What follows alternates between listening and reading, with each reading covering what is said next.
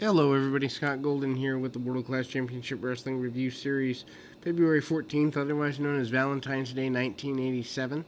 And on Valentine's Day 1987, they're giving us anything but a loving show, and we might have lost the loving feeling. Mattbourne and Steve Simpson open us up, and Simpson, of course, is a mainstay babyface in the area by now, getting some power advantage over Bourne early.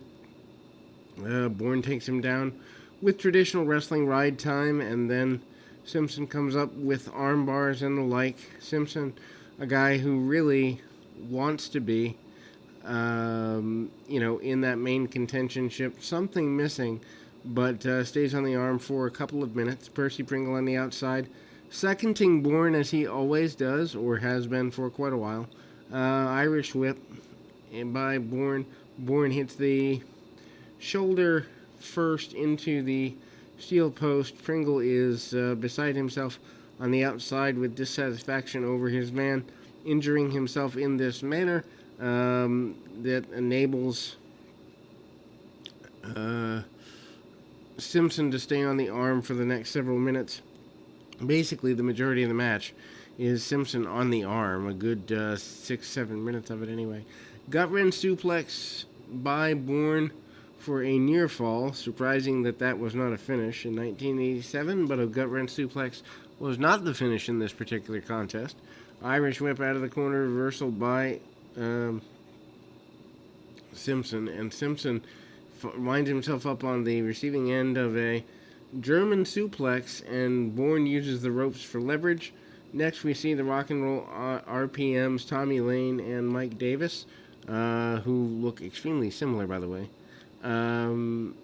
against Roberto Soto and I believe it's Jeff Razz. But anyway, the RPMs are a new team to the area. More so that they need teams now that the Von Erichs aren't teaming, and the untimely passing of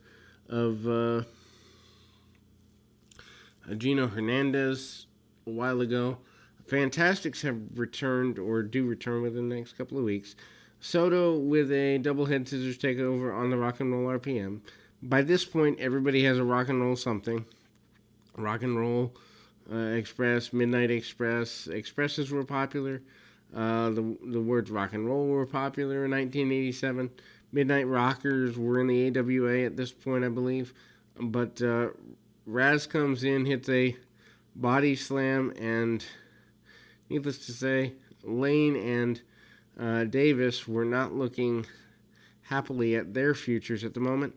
Cut off for the baby faces. Can't believe Soto is considered a baby face here, but maybe they've changed him around a bit. The heels manage a cut off with them kind of using double team maneuvers wherever they can, and your Rock and Roll RPMs are victorious here this week. We then go to a Kevin Von Erich promo. Wants his $30,000 that he was promised for fighting Al Madrill and beating Al Madrill. That basically is the premise of the next several weeks of television. They show a highlighted match from a local arena, the promise of the $30,000 being on the line. Kevin says he doesn't care about the money, and would have fought him for free, but Madrill put up the money. They won in a battle royal before, and so he feels entitled to the money. Head scissors takeover by Kevin Von Erich, and he manages to go to the top, get his high cross body from the second rope, and should win the money, but Madrill obviously does not follow through with his promise. Big surprise, a heel that lies. Anyway, he also jumps Kevin from behind, and continuation of a brawl. Brian Adias also comes in to try to cause more trouble, and needless to say, the heels are unkind. We then learn that Brian Adias has in fact signed a contract with Gary Hart, which is kind of interesting. Adias facing off on this particular occasion, with Perry Jackson. Not by any stretch of the imagination a barn burner of a match. Obviously, a Diaz in the leopard print jacket, and we kind of see him aligning with Gary Hart. Gary Hart still complaining about wanting the identity of Red River Jack / Bruiser Brody being revealed. Adias, with some shoulder tackles early, goes for a good bit of damage and then manages to work the headlock for a few minutes. Adias still I guess you'd say, mildly to moderately charismatic heel, but never really gets to the point where I think they could get a main event draw out of him, which is what I think they were looking for at the point. Really basic match. They worked the headlock and the front face lock for quite a while. Then we do see Adias finally pick up the victory, as is to be expected in an enhancement match. Then we go to Killer Brooks against Red River Jack. Obviously, Red River Jack, as is accused, is Bruiser Brody, and Brooks and Brody have what you would consider to be a mean guy match. Two bigger guys going at it for a reasonably short length of time. Red River Jack, obviously, the fan favorite of the bunch, and you can certainly see Brody's tendencies here. I'm not quite sure why you would do the mask gimmick with a guy like Brody, but it's neither here nor there. Anyway, Gary Hart does an inset promo during this, complaining about the identity of Red River Jack and the unfairness of it all. Finally, Killer Brooks does get him down with a front face lock, but that doesn't last very long. Obviously, Jack doesn't move very far, does get a big boot into the mush of his adversary, and there you see the Brody-style boots. The match goes on for several more minutes with Red River Jack controlling things with a reverse chinlock, and then we go to the outside. Both men brawling on the outside of the ring.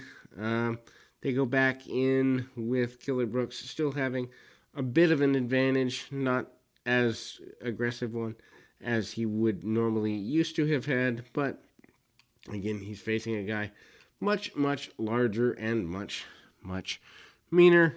Then we kind of go into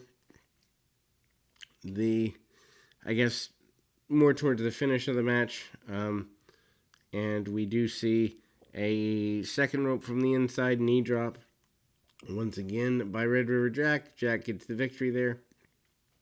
Then we go to our main event, which I think I mentioned in the last review, the WCWA Championship belt around the waist of the Dingo Warrior. So they went as far as they could with the guy, and he's facing off against Master G, and this match is just, oh boy, not a good idea. Warrior has, I think, less than 2 years full experience. I don't know what Master G has, but he doesn't have very much. There is a shoulder tackle by the Warrior that just, it's almost like G forgot to sell, and then he falls down hard sideways, and then Warrior returns the favor with a shoulder tackle that he doesn't sell either. Anyway, not a good match by any stretch of the imagination. G heads to the outside to commiserate with Percy Pringle, and then gets a temporary advantage, beats up on the Warrior for a little bit, but doesn't really get him down until he finally does take him down with a reverse chinlock. Obviously, fans behind the Dingo Warrior still doing the thing where he brings people into the middle of the ring, kids and the like. He had actually a couple of full-grown women and some kids in there before this particular matchup. But anyway, Warrior is on the apron. Master G tries to knock him off. Warrior just kind of lays there, takes a nap. Attempted shot with the cane by Percy Pringle. That doesn't go very well either. Master G off the ropes, and the Warrior comes through with a shoulder tackle. Warrior attempts, as best he knows how, to mount a babyface comeback and hits a kick that Master G barely sells. This is the match of the no-sell, I guess. The double-boxed ears by the Warrior basically put a guy's head between your legs and jump up and down. And then the Warrior gets sent back to the outside. A camel clutch, and then the use of the ropes as a heel move by Master G leads to the referee doing the old kick spot, and Warrior wins with a sunset flip. Then we move to David Manning. In your last interview of the day, manages to talk about facing Gary Hart next week. He's been going at it with Hart for a while now, all the way back to the Bruiser Brody Abdullah the Butcher situation some months back. Says he finally will get in the ring with Gary Hart next week. And that closes your show for Valentine's Day 1987. We'll be back with more right after this.